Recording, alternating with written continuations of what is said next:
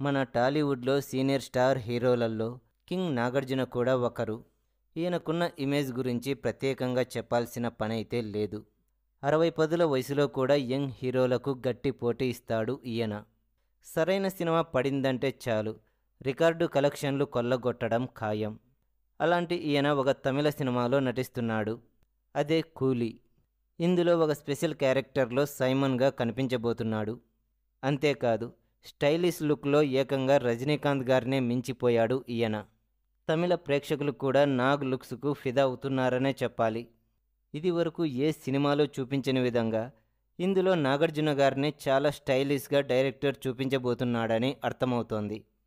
ఈయనకు రజనీ గారికి మధ్య వచ్చే సన్నివేశాలైతే హైలైట్ కాబోతున్నాయట.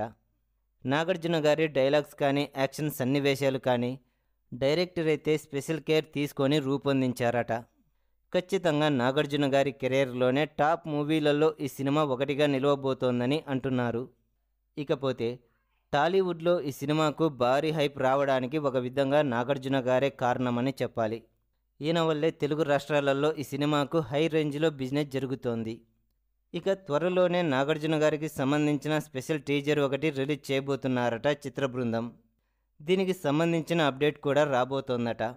ఈ టీజర్ కోసం తెలుగు ప్రేక్షకులతో పాటు తమిళ ప్రేక్షకులు కూడా ఎంతో ఆశగా ఎదురుచూస్తున్నారు.